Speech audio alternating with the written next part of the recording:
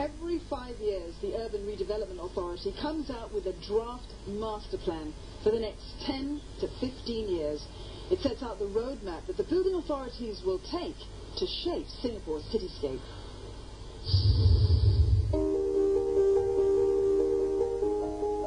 URA's draft master plan 2019 is just out. And some of the key strategies and directions are to rejuvenate the central business district and turn it from a place that's mainly for work into one that's for work, live and play. Develop economic gateways in the eastern, western and northern parts of Singapore to decentralize employment areas and allow people to work closer to where they live. Redevelop land, for that will be needed for future use at Pai Lever Air Base and the Greater Southern Waterfront. And move utilities, transport, storage and industrial facilities underground to free up surface land. This latest blueprint allows architects, property developers, building owners, contractors and other real estate players to plan ahead and try to be in sync with the development plans of the city. It also gives home buyers and property investors a better understanding of what to expect in the years ahead. But before we cast our eyes into the future, let's examine what's happening with the private property market as it stands now. Join us for a special Money Mind exchange to find out.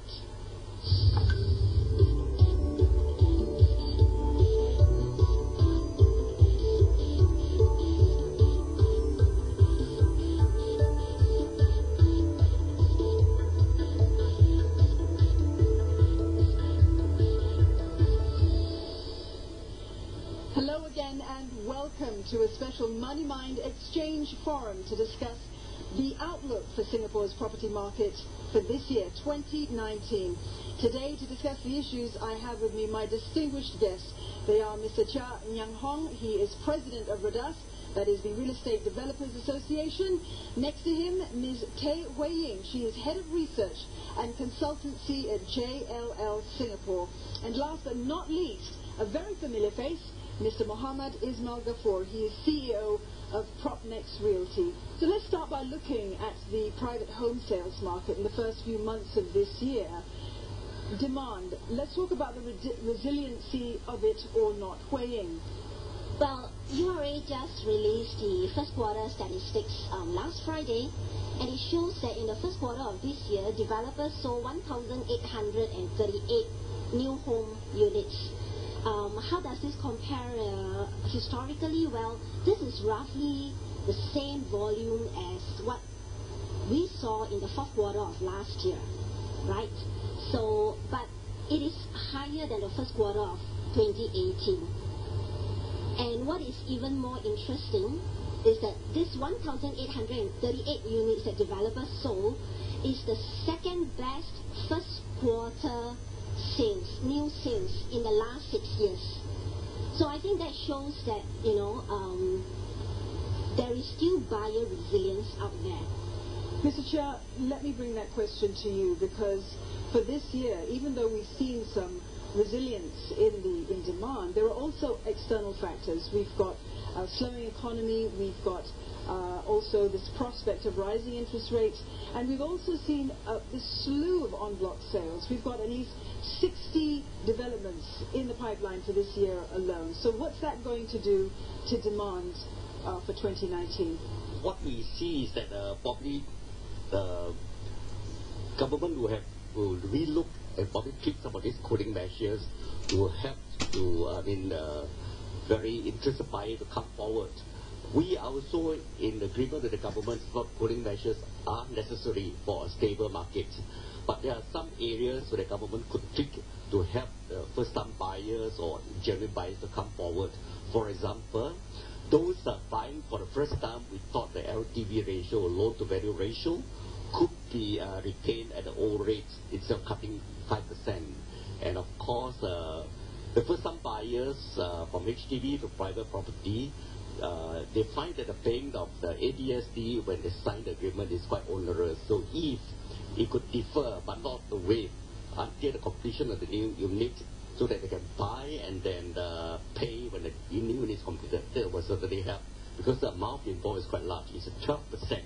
And we hope that all these small tweaks the government could consider to help genuine buyers come onto the market. Yeah. Ismail, let's bring you in on the conversation, because I know you have got some views as well about this shadow of cooling measures that we've seen multiple rounds of over the years. You feel they could be tweaked as well, as Mr. Chia says, but in what way? Our position here is this: cooling measures in the long term is good. But one of the calibration here is we always focus on genuine HDB upgraders, and particularly Singaporeans at stake. Because one of the introduction of the cooling measures was the additional 12%. And what happens here is this: a genuine upgrader having to pay the 12%, and then they have to get a refund, which means to say that's a huge strain on his cash flow. Buying $1 million property, he has to come out the 20% plus the 12%. That comes to 300 over 1,000. Our suggestion and a request for calibration is genuine HDB upgraders, be allowed a similar situation of those people who buy executive condominiums. For those people who buy executive condominiums, they don't need to come out with the additional stamp duties. They qualify a scheme known as remission, while private property upgraders have to pay and then apply for a refund. So if we do this kind of thing, I think it fairly helps people who really want to upgrade, and the market can still be positive. So, Hui-Ying, Mr. Chair, do you feel that that would have a real impact on helping with this pent-up demand then? I think certainly right now the buyers are price sensitive, and I would agree that with Ismail that, you know, if we could provide some assistance to these first-time home buyers or genuine upgraders who are not out there to speculate, I think it is definitely a good suggestion. I fully agree with Ismail that actually developers' margin is very thin now. In fact, it offers a very good opportunity for genuine house hunters. So in that sense, those who are looking for a house, probably it's a good time for them to buy one seriously. And I also, as mentioned earlier, I feel that this upfront payment of the ABSD has quite a big impact, especially on young house buyers, genuine house buyers, because firstly they have to pay for the deposit, and then followed by 12% plus 4% stamp duty, which is a big sum for these young couples. So we're going to discuss this a lot more after the break, but we must go to a break right now. But stay with us, because we'll be talking about the URA Draft Master Plan and how it's transforming Singapore's landscape. Stay with us.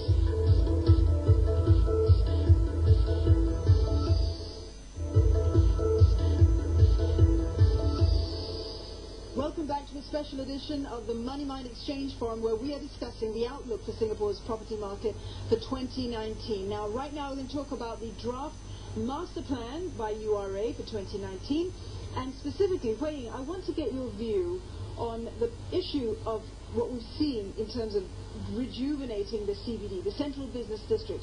It's something that the government has been attempting to do for some years now, but we're seeing an additional push here. What are your views on the progress? This vision of bringing in living population in the CBD has started with effect from the last concept plan, in fact.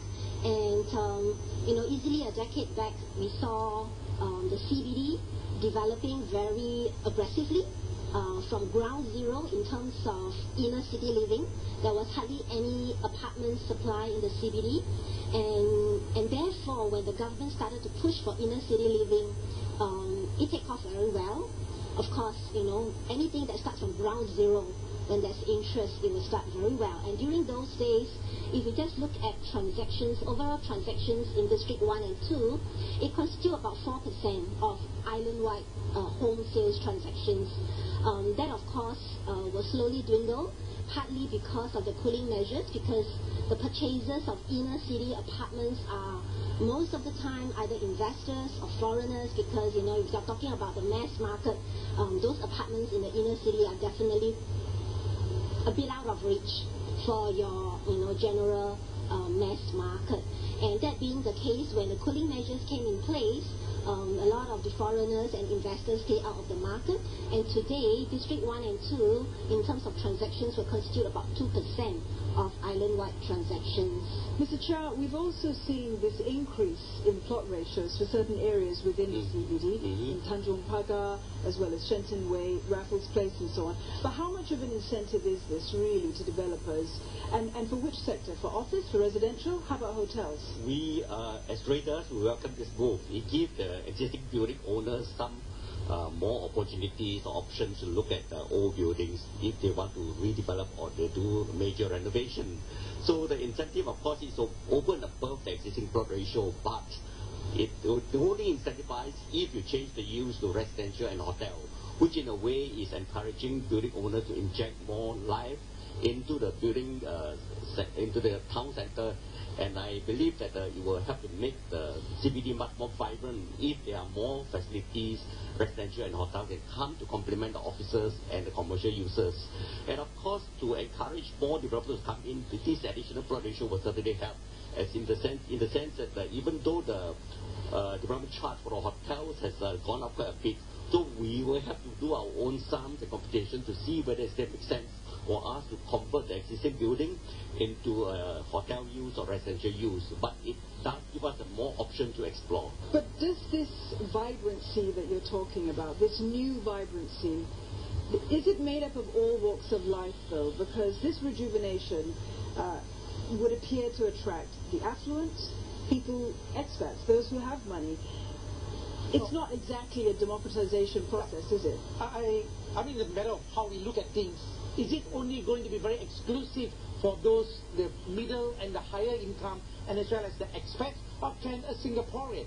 But to put it this way, there are also wealthy Singaporeans who can afford. And today we are talking about developers are able to cater to different sizes, and either be it in a single or a small family, and we are talking about a 2-bedroom at a size of about, let's say, 600 over square foot. Even at $2,000 over per square foot, it becomes to a good number of Singaporeans being able to afford. When we look at even at the core central region today, we are talking about Orchard Road, District 9, 10. 66% of the purchases are Singaporean to start with. Now, can you shift some of these Singaporeans to also look at the central business district? And I think with the master plan putting everything together, in time to come, we will see a good proportion of Singaporeans preferring to stay in CBD because it's of the convenience of work and as well as a home. Wayne, do you agree that you see this diversity developing in the CBD area, in a rejuvenated area?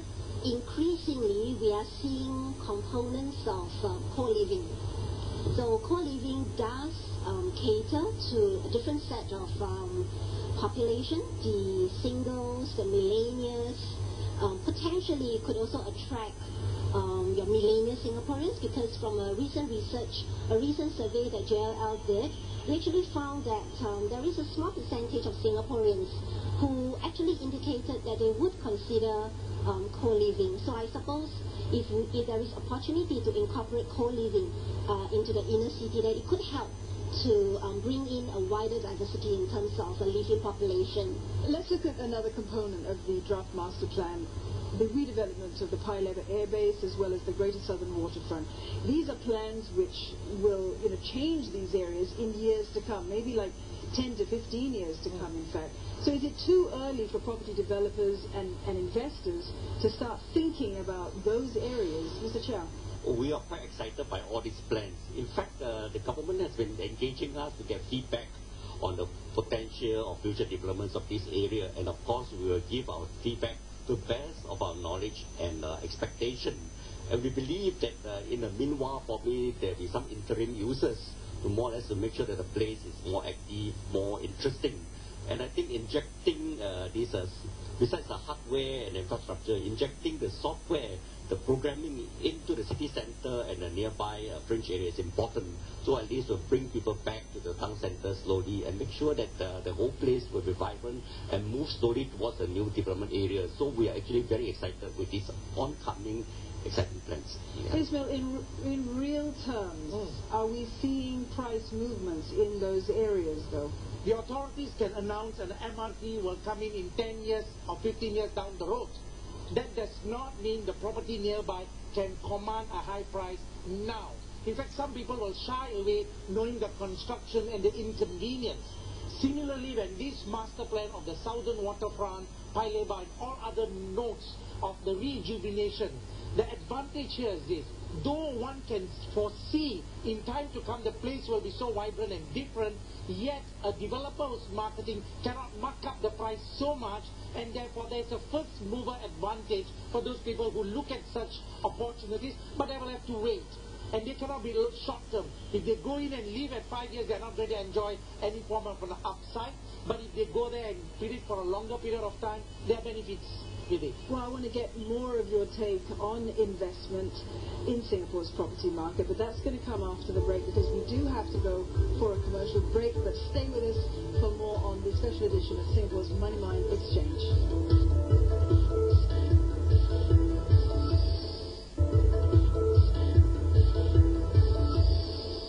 Welcome back to our special edition of the Money Mind Exchange Forum. Here at the HDB Hub, we are talking about investing now in Singapore's property market. Where should you put your money if you're going to? With me are my distinguished panel of guests, and I'm going to ask you straight off, when you look at this URA Masterplan and the potential that it has, where are those pockets of investment that jump out to you? Hui, let's begin with you. Well, to me, when the master plan was announced, what got me really excited is the rejuvenation of the inner city living. That comes together with that CBD incentive scheme. I think this is really a good opportunity for investors out there to look out for these qualifying assets. And based on the study that we have done, we have actually identified over 20 office assets in the CBD that could qualify for this scheme. And therein lies the opportunity for investors or developers or funds, even retail investors, because amongst these over 20 assets, there are strata title office assets for which retail investors could buy into and perhaps could reap some profit when it comes over for collective sale, for example, and even for funds. If there are assets out there available for sale, there is then opportunity to buy it and redevelop it into something that is new and exciting. Ismail, is the plan a good basis for investment? I think how I look at it is beyond the master plan that just focuses on some of the regions. When I look at it at Singapore as a holistic market, the government cooling measures is always to put a little bit of a handbrake on a market that was getting too hot. What does it mean here is this: every time there's a cooling measures, volume to an extent drop, and that's undeniable. And when such things happen, developers tend to be more sensitive to pricing. Exactly when 2013, when total debt servicing ratio was announced, immediately the market in the volume dropped and the prices dropped. But it does not stay as it is. Then come 15, 16, the volume increase, price slow, quickly also followed up. Therefore, I see it as a window of opportunity for those people who are genuine about upgrading or entering the market. Look at it this way: especially if one is a newly married couple who do not buy a second property, they are hugely advantaged. What do I mean by that? A property that was $1 million before the cooling measures, today with the discount, the developers are pricing it anything between 900 to 930. That means about 7 to 8% discounted price. And as a newly married couple or the first time buyers, actually, they don't need to fork out any additional stamp duties. Imagine if there wasn't the cooling measures. The property that was $1 million, today unchecked, it could well be $1,050,000 or $1,080,000. Therefore, the cooling measures has pulled the prices back to 2017. And that's a window of opportunity. I look at it. But people have to always take at a mid and long term. We do not want people to come speculating. And mid term being 5 years and 10 years would be a right time horizon to hold on to a property. Okay, you mentioned the speculative nature of property. The ultra-luxury market is often in that sector. Prices there, they're still doing okay. I mean, when we use it comparatively, when we look at those prices comparatively in the region or even internationally, are we still seeing good value? Extremely, I must say. In fact, there was a little research done by JLL, comparison of different cities. the property prices in Singapore, if you compare from 2010 to last year, 8 years, the median income to ratio has dropped from 7 overtimes to 4 overtimes. In comparison to cities like Hong Kong, Sydney, New York, Melbourne, elsewhere, it has all moved upward. Therefore, globally, a lot of putting in Asia, in the Chinese, the Indians, and they find Singapore is a place, a safe haven from security, currency, and all other things put together. And that's why Singapore is still a very preferred place for investors abroad. Don, may I just add, we were looking at pricing, and based on JLL's fixed basket of completed luxury homes, prices were averaging about 3,000 per square foot. That is completed. We're not talking about the new launches. So just basically on completed, they are averaging about 3,000 per square foot. And we did some comparison against London, for example. It is about averaging about Singapore dollars 3,600, 3,700. That's for prime, not even luxury. And you don't have to mention about Hong Kong. Hong Kong, you're just talking about prime average is easily more than twice our $3,000 per square foot over here. So yeah, definitely in terms of home pricing, we are still very competitive on a global basis. So give me your crystal ball for the rest of the year then, what the top-of-the-mind concerns might be for investors who want to go into property. Mr. Chia. From the larger perspective, I think the master plan gives certainty to the Singapore planning and policies. So hopefully we'll attract more investors and the buyers to come to Singapore. In fact, if you look at the situation, in fact, Singapore still offers very good opportunities for high-end residential properties. That's why you see some of the recent soft launches are quite healthy in terms of take-up. As to regards to the opportunities, I agree with them that the commercial sector in the CBD offer good opportunities because of the changes proposed in the master plan.